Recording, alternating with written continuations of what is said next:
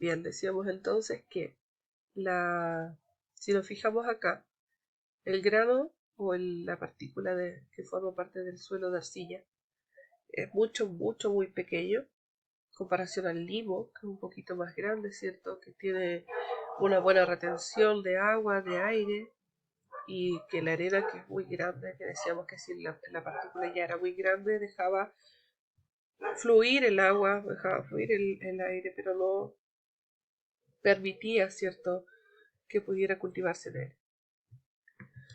Responde, ¿qué relación hay entre la capacidad de intercambio que tiene un suelo y la fertilidad de éste? O sea, ¿qué es lo que hace? ¿Cómo se relaciona esa capacidad de intercambio?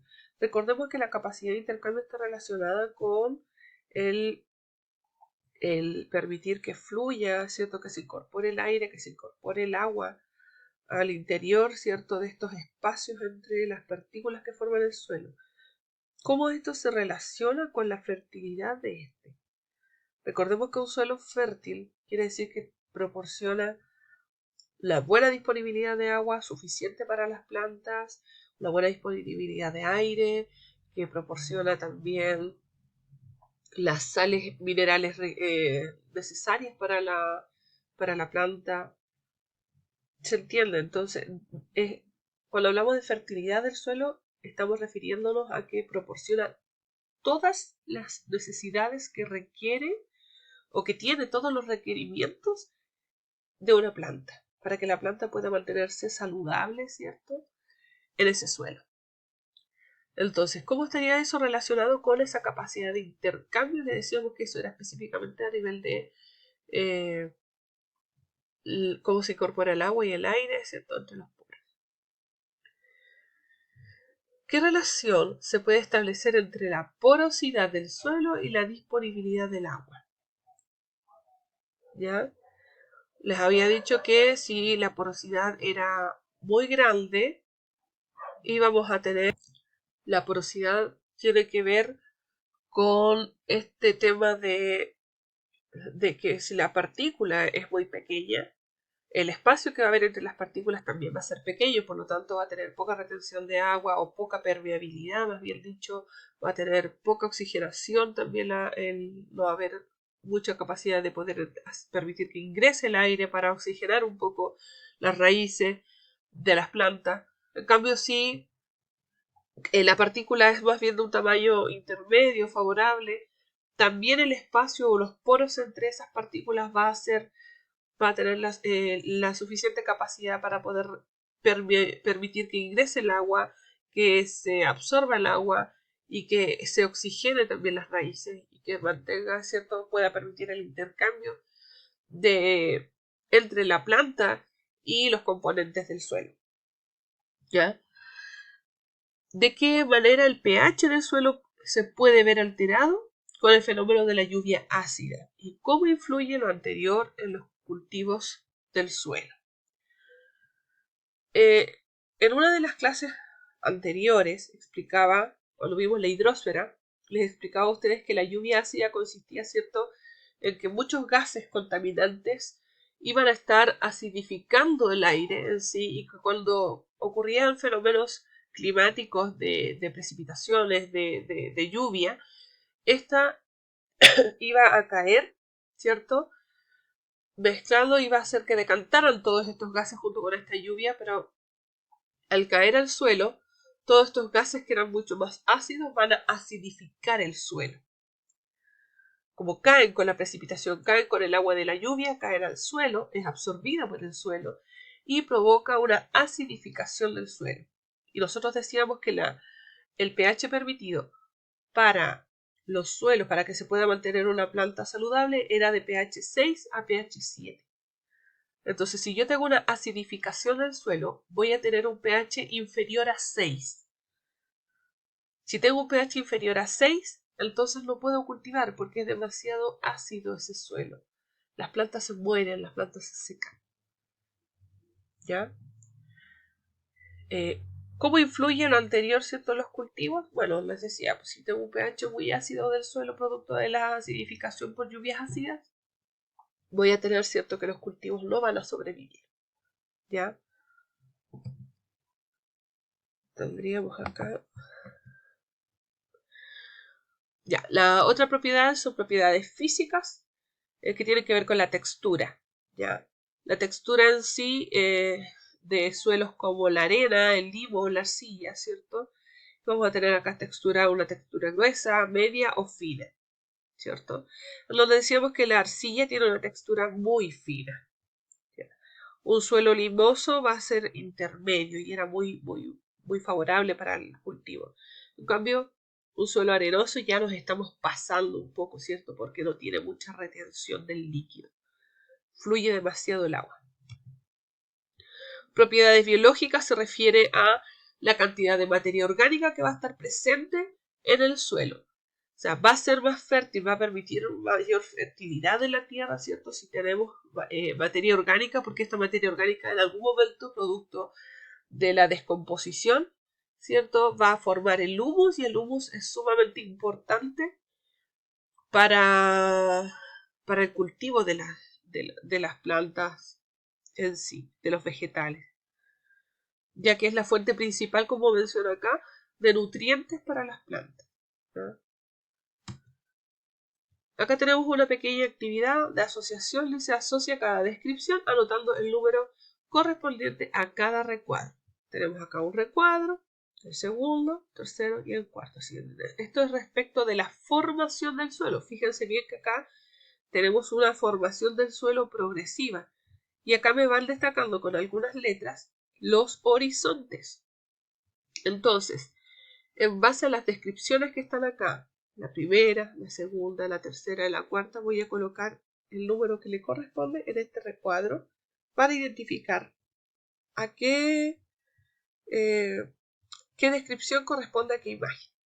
¿Ya? Por ejemplo, dice la acción de organismos como lombrices que remueven el suelo cuando se desplazan contribuyen al ingreso de agua y aire a la tierra, lo que da origen a los suelos fértiles. Correspondería entonces esta a cuál de todas estas cuatro. Los fenómenos atmosféricos actúan sobre las rocas de la superficie produciendo la meteorización. Meteorización propiamente tal, ¿dónde estará? ¿Acá o acá? La acumulación de materia orgánica y de minerales en porciones superiores permite el desarrollo de las plantas y de pequeños organismos. ¿Será la C o será la letra D? Y por último, los fragmentos de rocas se mezclan con la materia orgánica, lo que facilita la desintegración. Fragmentos de roca se mezclan con la materia orgánica, lo que facilita la desintegración. Entonces voy a identificar a cuál de estas partes de la formación del suelo corresponde cada una de estas descripciones. Tipos de suelo, los hemos mencionado varias veces, ¿cierto? Pero acá hay una breve descripción de cada uno de ellos. Hablamos del suelo arenoso, del suelo limoso y del suelo arcilloso. ¿Ya? Arenoso, textura gruesa, formado principalmente de partículas de gran tamaño. Acá el limoso, textura moderada, formado por partículas de un tamaño intermedio. Y lo que decíamos, el suelo arcilloso iba a tener partículas muy diminutas, muy pequeñas. ¿Ya? Vamos a tener, ¿cierto?, que en este caso estos suelos también son llamados suelos sueltos, que se caracteriza por una alta permeabilidad. O sea, el agua ingresa muy fácilmente, pero el problema es que no la retiene. También tiene, por eso dice, escasa retención de agua y nutrientes, se va. No es un suelo fértil, no se puede cultivar en él. Suelo limoso. Sus suelos son fáciles de amoldar, son medianamente permeables, que es lo que necesitábamos, que fueran medianamente permeables, ¿cierto? Por lo tanto, puede retener la cantidad de agua necesaria con los nutrientes necesarios para que la planta pueda alcanzar a absorberlos. Este es un suelo fértil. Se puede trabajar para los cultivos. Y el arcilloso, tenemos que son suelos muy compactos, como lo vimos en el experimento, ¿cierto? Y presentan una baja permeabilidad y una alta retención de agua y nutrientes. Son suelos fértiles, pero difíciles de trabajar porque son muy compactos, muy finos, ¿ya? Muy secos. Tenemos acá otro trabajo práctico de observación de los tipos de suelo, ¿ya? En donde a continuación les voy a mostrar el video Esto también está en el libro del Mineduc y lo vamos a trabajar. Les voy a mostrar el video cómo se va a llevar a cabo. Principalmente es de evidenciar, ¿cierto?, algunas propiedades de los suelos. Primero necesitamos 3 tipos de suelo y vamos a utilizar lo que son el suelo arcilloso, suelo arcilla, arena y tierra de hoja. ¿Ya? Vamos a necesitar unas cápsulas Petri en donde vamos a depositar esos tipos de suelo, un palito de paleta, en el caso mío yo voy a usar una espátula, para poder hurguetear un poco el suelo, ¿cierto? Y poder observar bien cómo está formado, algunas características que tiene, y luego vamos a usar un atomizador para poder humedecer en el paso 4 el suelo. Por último, con los mismos dedos de las manos vamos a presionar para ver la capacidad de retención de agua que tiene. Y así poder resolver, ¿cierto?, estas dos preguntas relacionadas con la actividad. Que dice elaborar un cuadro comparativo, o sea, tengo que hacer un cuadro comparativo, una tabla con los 3 tipos de suelo y las características. ¿Qué características voy a estar pendiente? Voy a estar analizando el color, la textura y la capacidad de retención de agua. Entonces voy a tener una tabla de 3×3, de 3×4 en este caso, donde voy a tener en un lado la primera columna las características, la segunda el tipo de suelo que va a ser arcilla, arena y tierra de hoja. Y luego en las características hacia abajo voy a colocar color, textura y capacidad de retención de agua. En base a eso voy a describir para cada suelo esas 3 características, esos 3 aspectos a evaluar. Y por último, ¿qué relación existe entre la textura de los suelos y la capacidad de retención de agua? ¿Existe alguna relación entre eso? La textura, cuando hablábamos de la textura, era si era un suelo suave o un suelo que fuera áspero o con grava, ¿cierto? Con partículas más grandes, ¿ya? Y la capacidad de retención del suelo es que si es capaz de absorber el agua o no es capaz de absorber el agua, o qué tanta capacidad de absorción realmente tiene, ¿ya? ¿Cómo se relacionan esas dos características? Luego, ¿cuál de los suelos creen que es más fértil? ¿Cuál de estos 3? Nosotros vamos a utilizar, ¿cierto?, estos 3, arcilla, arena y tierra de hojas. ¿Cuál de esos 3 creen ustedes que es más fértil? ¿Y por qué razón? ¿Ya? Luego vamos a trabajar, dice, trabajaron de manera colaborativa, comparando las ideas y soluciones. Esta parte quedaría exenta. No se realiza porque no han trabajado de manera colaborativa, sino que van a trabajar de manera individual en sus hogares.